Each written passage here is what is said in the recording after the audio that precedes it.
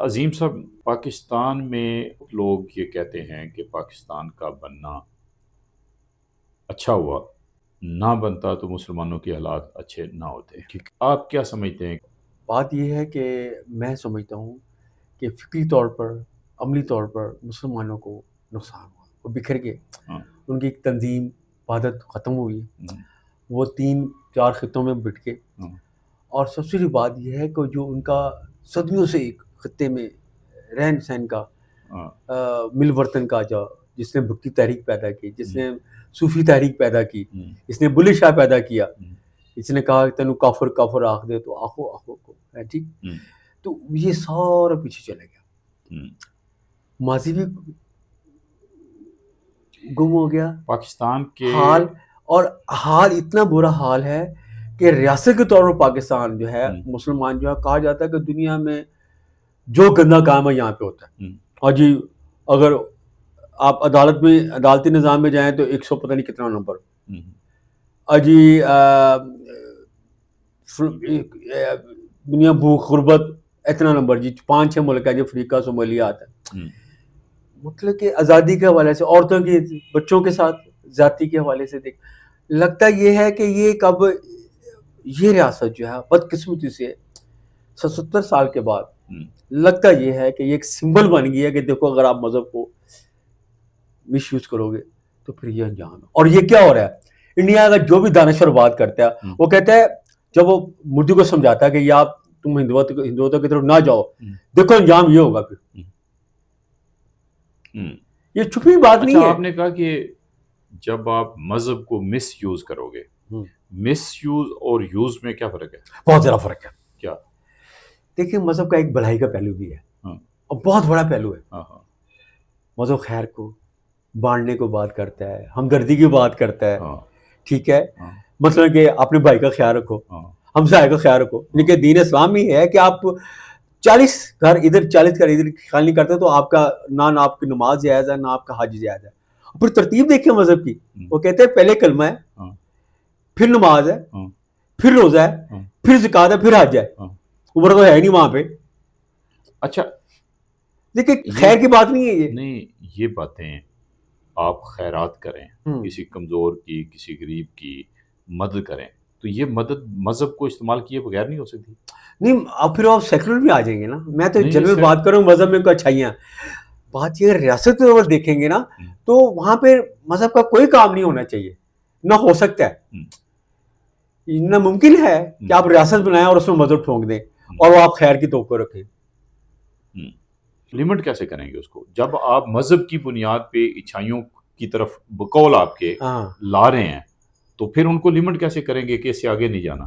نہیں، لمٹس جو آپ کی 3 چیزیں کرتی ہیں، لمٹس دیتی ہیں، لمٹس ہوتی ہیں، ریاست ایک لمٹ کرتی ہے، وہ کتنا چاہتی ہے کہ یہ معاملہ چلے، وہ قوانین کے ذریعے اس کو لمٹ دیتی ہے، ٹھیک ہے۔ اچھا، پہلی بات یہ کہ دیکھا نا جی، قانون شہادت نہیں تھا، یہ بلاسفیمی ایکٹ نہیں تھا، یہی ریاست تھی، یہ قادیانیوں کو آپ غیر مسلم نے کیا تھا، اسی ریاست میں تھے وہ، پہلے وزیر خارجہ ہمارا وہ ہے، ٹھیک ہے، اس نے انکار کیا تھا نماز نہ پڑھنے کا، مسلمانوں نے نہیں کیا تھا، بس یہ تو مجبوری۔ لیکن بات یہ کہ جوں مذہب کی طرف آپ جاتے جائیں گے تو پھر وہ چیزیں آگے بڑھتی جائیں گی۔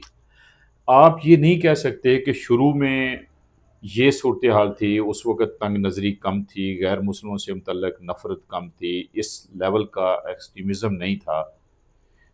بات یہ کہ جوں مذہب کی طرف ریاست گئی، ہاں ریاست لے جو اچھا لفظ کر دیا آپ نے، ریاست گئی، تو پھر جو اس کے نتائج ہمارے سامنے ہم آئے، دیکھ رہے ہیں تو یہ مذہب کے ہی نتائج ہیں نا، اس کو آپ اس سے مذہب کے یوز یا مس یوز دونوں کہہ لیں، یوز یا مس یوز دونوں شامل ہیں اس میں، اس کے نتائج ہیں۔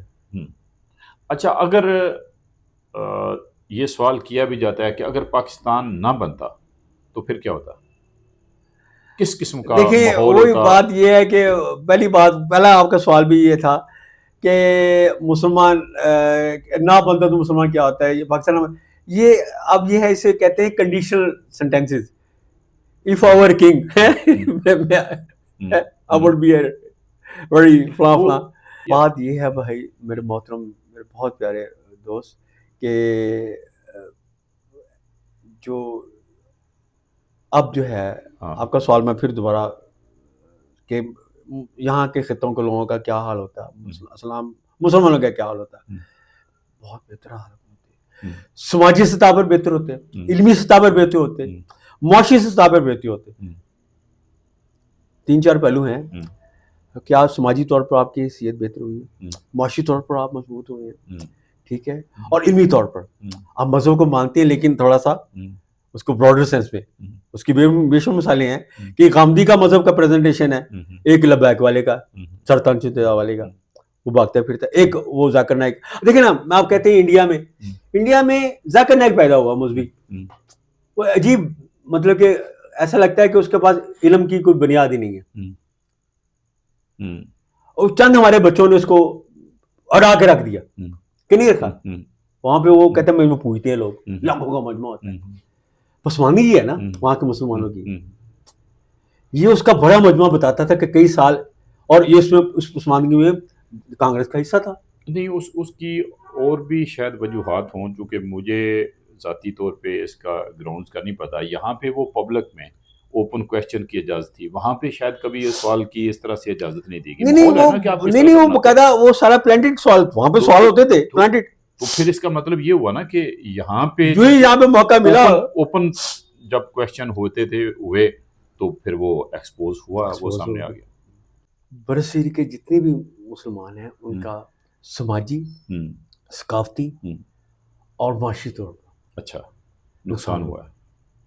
یعنی جس طرح سے آپ نے اسے ڈیفائن کیا ہے وہ یہ کہ ذاکر نائک صاحب وہاں پہ تو مذہبی طور پہ بڑے ہیرو کیا دیوتا, لیکن پاکستان کے اندر جب وہ چند دنوں میں ایکسپوز ہو گیا, تو ایکسپوز ہو گیا. یہ آپ کہنا چاہتے ہیں کہ کاغذی وہ بہت روتا ہی گیا. میرا خیال یہ ہے کہ اور کئی سالوں سے وہاں پہ وہ بنا ہوا کہیں پہ بھی اگر لوگوں کو سوالات کرنے کی اجازت دی جائے اور بات کرنے کی اجازت دے دی جائے تو یہ سارے ہی جو مذہبی لوگ ہیں ان کا یہی حال ہوگا. یہ صرف ذاکر نائک تک بات محدود نہیں ہے. اگر لوگوں کو سوال اٹھانے کی, سوال کرنے کی, بات کرنے کی بغیر جھجک کے, خوف کے اجازت ہو, جو کہ ریاست کبھی نہیں دے گی, تو اور ان کو پوری طرح سے تحفظ ہو, تو پھر شاید کوئی بھی مذہبی جو ہے نہیں کھڑا ہو سکتا, وہ اس طرح سے کھڑا نہیں ہو سکتا, اور اس کا حال کوئی شک نہیں ذاکر نائک جیسا ہی ہوگا یا شاید اس سے بھی برا ہوگا.